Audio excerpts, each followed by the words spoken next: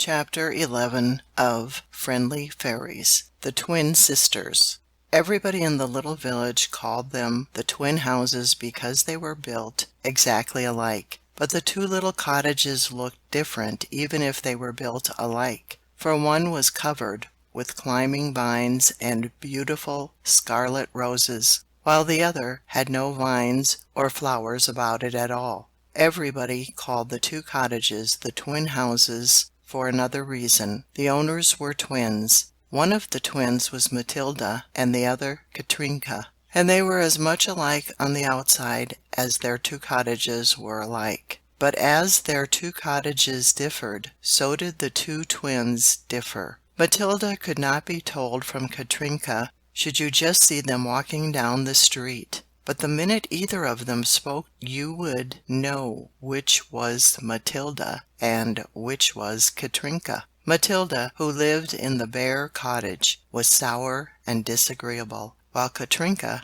was happy and cheery. So the people in the little village called Matilda Grouch, and they called Katrinka Sunshine. All the children of the little village loved Katrinka, for she always had a cookie or a dainty in her apron pocket to give them, or she would pat them on their curly heads and smile cheerily at them through her glasses. And all the children avoided Matilda, for, sometimes mistaking her for Katrinka and running close to greet her, they would have their noses tweaked for their trouble. Matilda's life was lonely and cold. No one went to see her. She was always unhappy. Katrinka's house always echoed with the laughter of children. Everyone went to see her. She was always joyful and cheery. One night, while Matilda sat at her dark window looking across at Katrinka's house, she saw a crowd of people tiptoeing up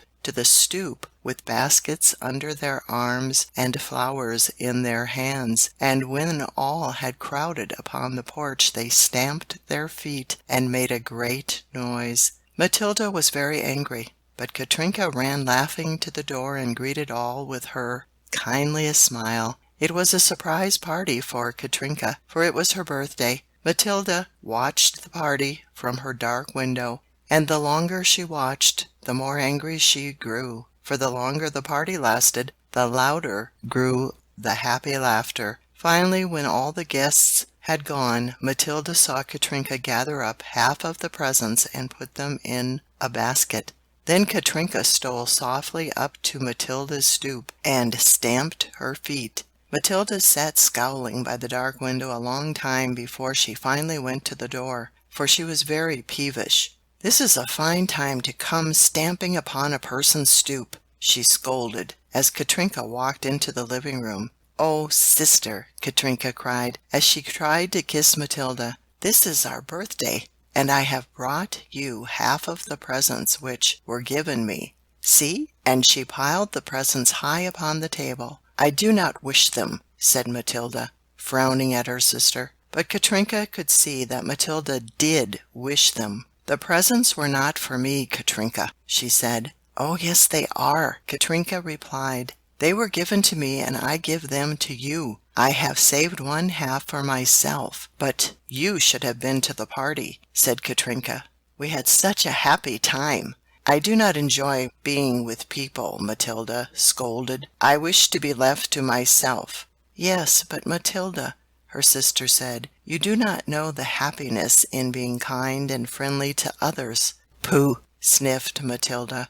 "I just wish you could take my place and know the happiness that is in my heart tonight." Katrinka smiled. "I just wish you could take my place and know the unhappiness that is in my heart tonight," said Matilda. "You would see that a lot of children screeching about the house with all their presents could not bring me happiness." Katrinka thought a moment. "I have it, Matilda. We will change places. You must live in my house and pretend that you are me, and I will live in your house and pretend that I am you, and you must smile and be friendly just as I would do." After a great deal of coaxing, Matilda finally agreed that she would change places with Katrinka and try to smile when anyone came to see her. "But only for 3 days," she said. So Matilda went over to Katrinka's cottage and went to bed, and Katrinka stayed in Matilda's cottage. But she did not go to bed. Instead, she went all over the house and tidied everything up and placed pretty white curtains at the windows. In the morning, neighbors came to Katrinka's house, and Matilda, taking Katrinka's place, met them with a smile. And soon, in spite of herself, she was laughing and enjoying herself. And when they left, Matilda felt that she enjoyed having them there.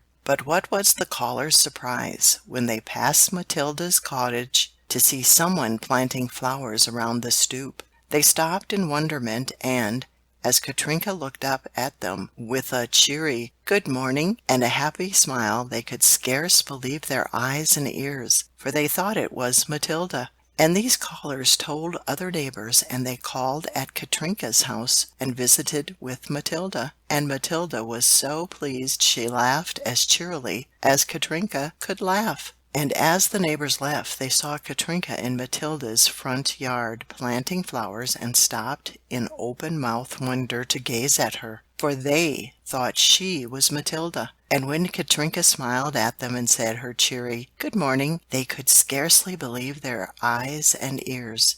The neighbors all put their heads together, and that evening they filled their baskets with goodies and presents, and, with large bouquets of flowers, they tiptoed up to Matilda's front stoop and stamped their feet.